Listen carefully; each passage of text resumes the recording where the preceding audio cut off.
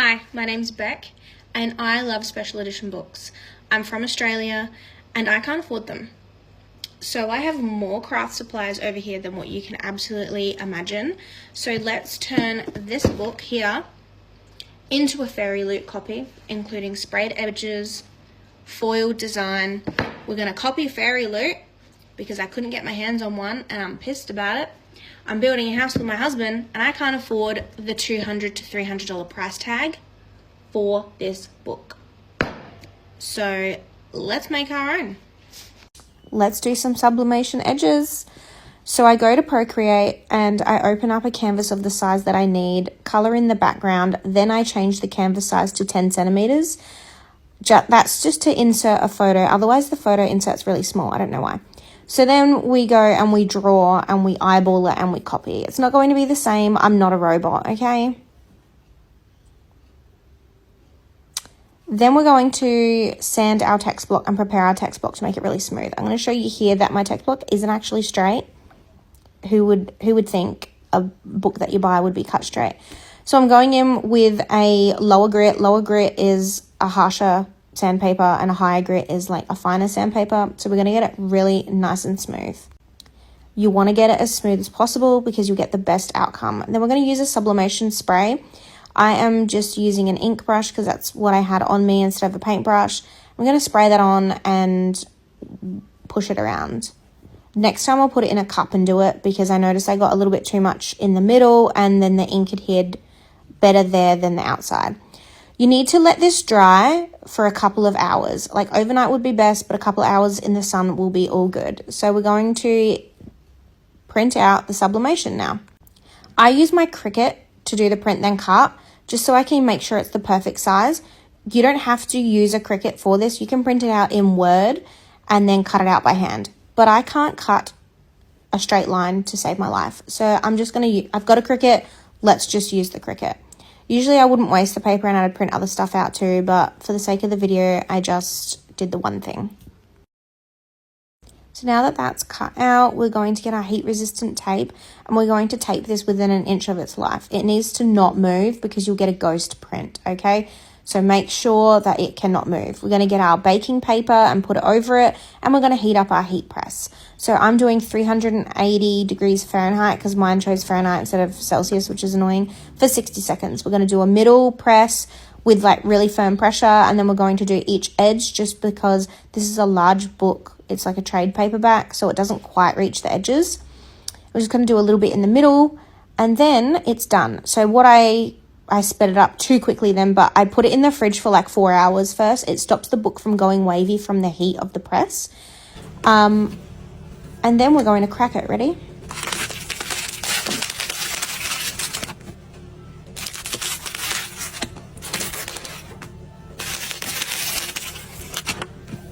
And you have just sublimated some book edges.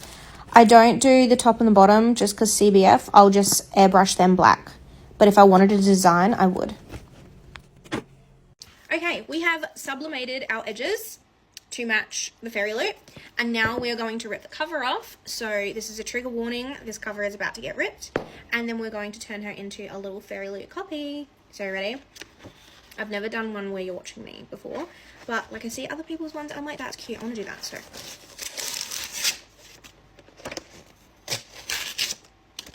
let's turn her into a special edition. So first things first is our end papers. So I have toner foiled these. What I've done is I printed out on Indian Legal, which means you can print longer. And I actually folded in the edges 1 centimeter each so that it would fit through my printer, because I've only got an A4 printer. And then the laminator sort of laminates them flat and you can't even tell that I've folded the edges. So that works out really well. So I'm just sticking the end papers on here.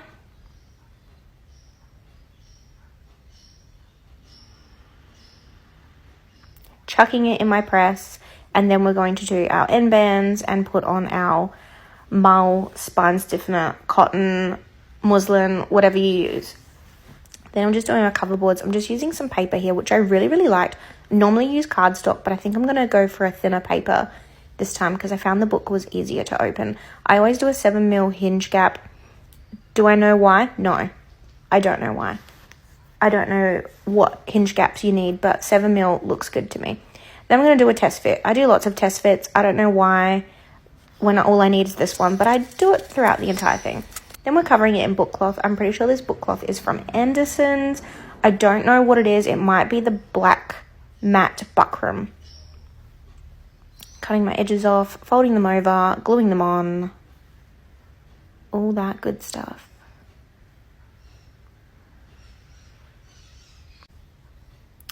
So another test fit, because you can't get enough test fits. I probably made it a little bit too big all the way around to what I normally like, but it's completely fine.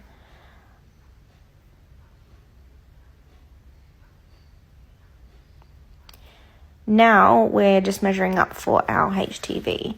I've already done my design in Procreate, made it into a SVG, and then put it into my Cricut design software.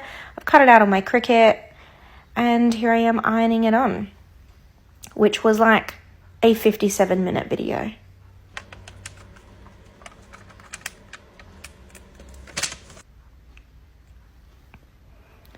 HTV either works really well or it doesn't work at all. And there's no in between and there's no chill. So like I had a few bits here that didn't want to adhere, but I find like going over them and then quickly rubbing my bone folder on helps, and then peeling it up. So not giving it a chance to like reattach back to the film. Then I go over it once just to make sure. And then I do another test fit. Why? I don't know. The size hasn't changed. I'm just spraying my other edges black, and my airbrush was being a see you next Tuesday.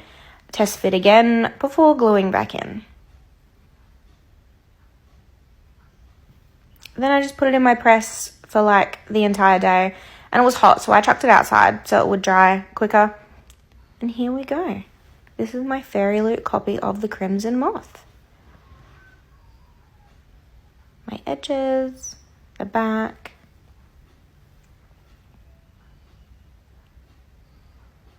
Me struggling with one hand, and my gorgeous map. Part 3, we are going to do a dust jacket now on our fairyloot faker. So first off, we're going to start with finding some images, okay? I just went on Pinterest, looked up fairyloot Crimson Moth cover, found a front, a back, and a spine. So then I'm going to take that into Canva, right? So then I'm going to make boxes.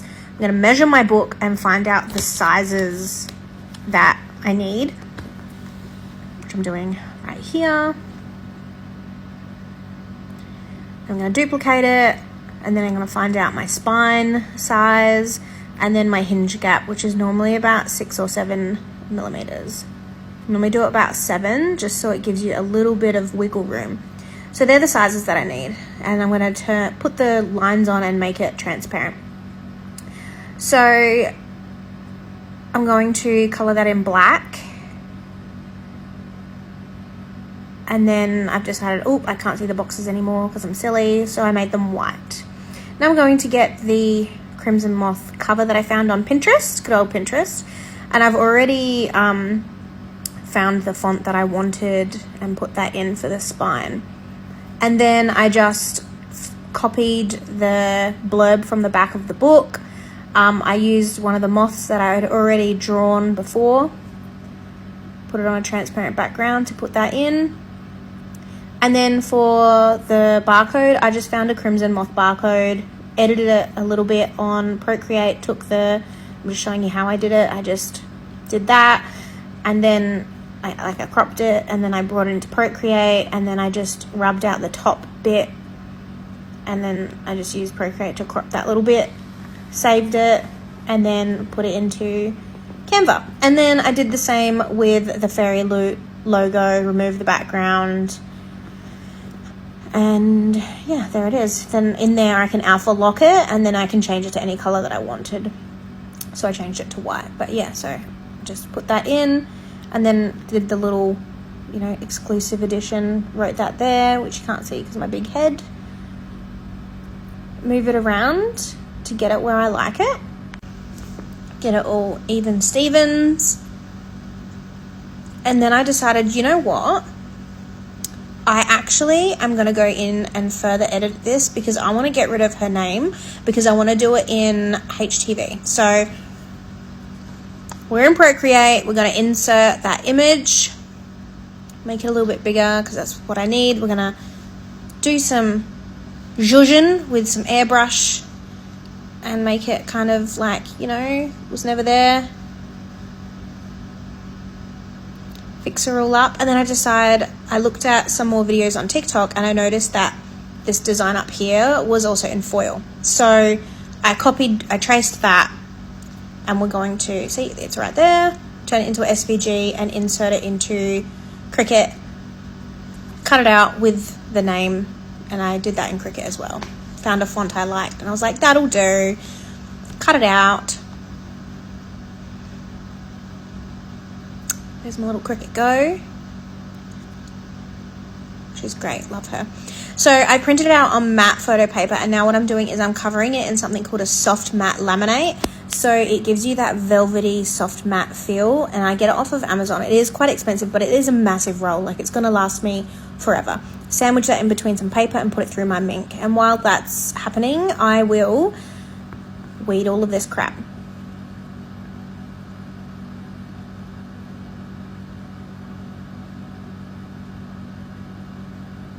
I like to weed around my letters first and pull it all out, so then I can just like pull it in one big go.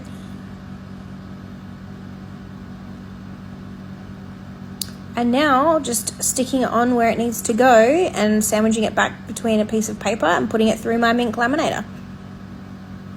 While it's cooling down, I'm just cutting it to size. And then I'll just slowly peel off the HTV, and we've got the little gold accents. Make sure it fits the book. Should have done this before I did the HTV, but I got lucky. That's it. And this is how to make a fairyloot fake. On a shelf, you could not tell that that's not real.